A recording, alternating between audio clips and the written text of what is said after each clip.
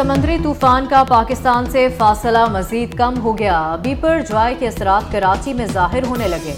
मुख्तलिफ इलाकों में तेज हवाओं के साथ बारिश, बदीन और साहली पट्टी पर तेज हवाएं। जौहर जमाली शाहबंदर की साहली पट्टी पर भी हवाएं चलने लगीं।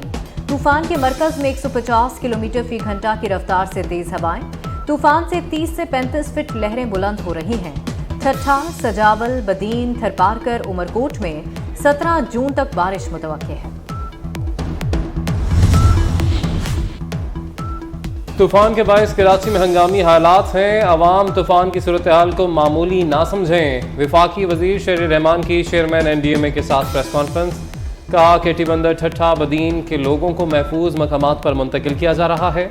चेयरमैन NDMA बोले कि सिंध के साहली इलाके तूफान से मुतासर हो सकते हैं। कल तक तूफान के रुख का पता चल जाएगा।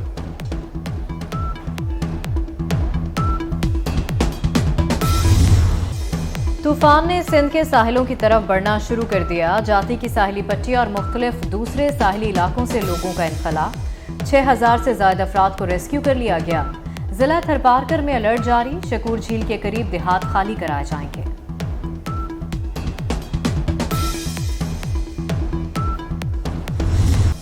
वज़ीर आला सिंध का बगैर प्रोटोकॉल कराची के मुख्तलिफ इलाकों का दौरा। कुछ मकामात पर लगे बोर्ड्स को फौरी हटाने की हिदायत। DG रेंजर सिंध का साहली इलाकों का हंगामी दौरा। शाहबंदर, सुजावल, ठट्ठा और वदीन की साहली पट्टी पर इंतजाम का जायजा लिया। पाक फौज के ज़ेर इंतजाम सुजावल और गोरलाची में पनाह गजीन कैंप से भी इमदादी मराकज़ कायम कर दिए गए। साहली इलाकों से लोगों की पनाह गजीन कैंप्स में मुंतकिली का अमल जारी।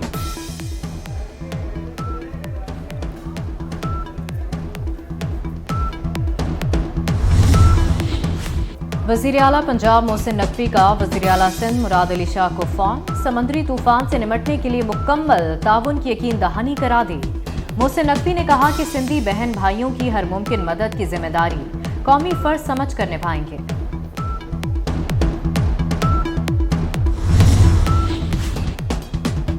बलूचिस्तान के साहिली इलाकों में भी समंदरी तूफान के खतरात। DG PDMA जांजेब खान का और माड़ा, कुनमलीर, पसनी और गवादर का दौरा। कहा मुमकिन खतरात के पेश नज़र PDMA ने तमाम इंतजाम मुकम्मल कर लिए।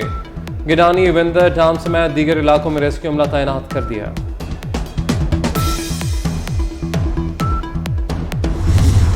बग़ैर सबूत, बग़ैर किसी जो है वो एविडेंस के इस किस्म की इल्ज़ाम तराशी करने के जो है वो माहिर हैं। ये एक टाइगर फोर्स 10 लाख नौजवानों की तैयार कर रहे थे। चेयरमैन PTI ने खुद को झूठा और मक्कार साबित कर दिया। चेयरमैन PTI ने वज़ीर आज़म, मुझ पर और इंटेलिजेंस अफसर पर कत्ल का इल्जाम लगाया। उन्होंने कहा कि उनके पास इल्जामात का कोई सबूत नहीं। चेयरमैन PTI का बयान तहरीरी है, इस पर दस्तखत भी कराए गए। वज़ीर दाखिला राना सनाउल्लाह की प्रेस कॉन्फ्रेंस। कहा 9 मई को पाकिस्तान पर कब्जा और फौज को तकसीम करने की साजिश की गई। ये फितना पाकिस्तान की सियासत में नासूर था, अब अपने इख्तिताम को पहुंचेगा।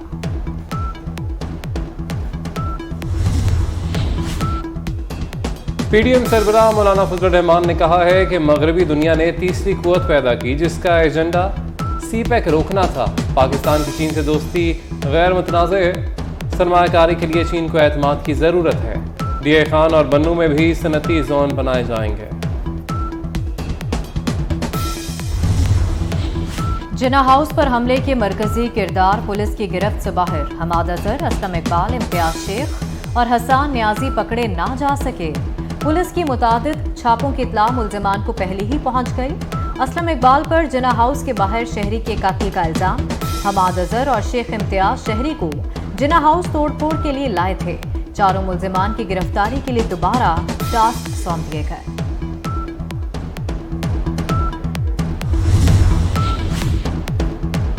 जेलों में PTI खवातीन से बदसलूकी का इल्ज़ाम झूठ निकला। इंसानी हुकूक कमीशन की तहकीकात में एक भी इल्ज़ाम की तस्दीक ना हो सकी।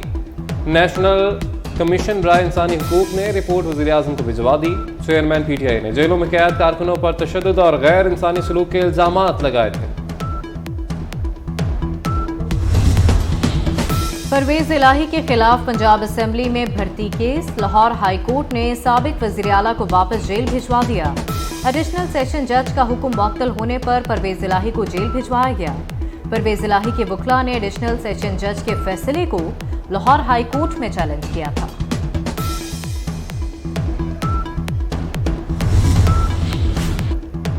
अली अमीन गंडापुर की मुश्किलात में इजाफा। चेयरमैन नैब ने साबिक वफाकी वजीर के खिलाफ आमदन से ज़ायद असासों के इल्ज़ाम में इंक्वायरी का हुक्म दे दिया। इंक्वायरी का दायराकार वसी होगा। अली अमीन गंडापुर के मुताबिक फ्रंटमैन और ख़ानदान के लोगों से तहकीकात होंगी। सुप्रीम कोर्ट ने review of judgement and order act पर हुक्म इम्तना की दरख्वास्त गुजारों की इस्तदा मुस्तरद कर दी। वकील इलेक्शन कमीशन ने कहा, नए कानून के तहत 3 रुकनी बेंच नजरेसानी दरख्वास्त नहीं सुन सकता। अदालत ने इलेक्शन कमीशन के वकील की इस्तदा मंजूर कर ली। चीफ जस्टिस ने रिमार्क्स दिए, अब एक्ट से अपील और नजरेसानी को यकसा कर दिया गया है। पहले रिव्यू एक्ट सुनेंगे, उसके मुताबिक फिर इलेक्शन केस देखेंगे।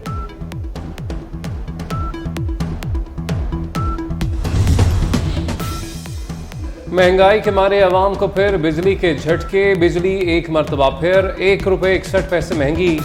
माहाना फ्यूल प्राइस एडजस्टमेंट की मद में अप्रैल के माह के लिए महंगी की गई। इजाफे का इतराक लाइफ लाइन सार्फिन पर नहीं होगा। नेपरा ने नोटिफिकेशन जारी कर दिया कि ये रूस से तेल नहीं ला सकते। फिर उन्होंने कहा, गए तो हैं रूस, लेकिन रूसी इनको घास थोड़ी डालेंगे, वो तो जवां मर्द किसी दलेर लीडर की तलाश में। 75 साल में पहली मर्तबा पहला रूस का तेल का जहाज पाकिस्तान आया है, तो क्या अवाम को मुबारकबाद नहीं बनती? हम ये मानते हैं कि लोगों के ऊपर महंगाई का थोड़ा बोझ है और उस बोझ को हटाने के लिए तगोदौ कर रहे हैं। कहीं कामयाबी होती है, कहीं अल्लाह कामयाबी दे देते हैं, कहीं हमें स्ट्रगल करना पड़ता है, ज्यादा मेहनत करनी पड़ती है। रूस से दरामद तेल से अवाम जल्द मुस्तफीद होंगे। हुकूमत महंगाई का बोझ कम करने की कोशिश कर रही है। वजीर मुमलिकत पेट्रोलियम मुसद्दिक मलिक की न्यूज कॉन्फ्रेंस। कहा, साबिक हुकूमत ने इल्जाम लगाया रूस से तेल लेने पर अमरीका ने उनकी हुकूमत का तख्ता उलट दिया।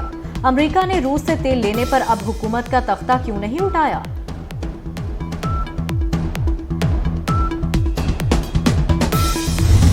सिर्फ तनसीबात पर हमला नहीं था, वो तमाम शहदा की फैमिलीज़ पर एक हमला था, वो पाकिस्तान पर एक हमला था। शदीद मज़म्मत करती हूँ मैं इस बात की। शहदा की जो कुर्बानियाँ हैं वो कभी रायगा नहीं जाएंगी। और 9 मई को जो हुआ सानिया, उस पर हमें दिली दुख है कि हमारे शहीद को इनको इस तरह से नहीं भूलना चाहिए था। शहीद की जो मौत है वो कौम की हयात है। शहदा के लवाहिकीन का सानिया 9 मई के दिलसोज वाक़यात पर गहरे दुख का इजहार। शहीद लेफ्टिनेंट कर्नल आमिर की बेवा कहती हैं कि 9 मई को दरअसल तमाम शहदा की फैमिलीज़ और पाकिस्तान पर हमला था। बेवा हवलदार तालिब हुसैन शहीद ने कहा कि शहदा की कुर्बानियाँ कभी रायगा नहीं जाएंगी। इस दिन शहदा की नहायत बेहुरमती की गई।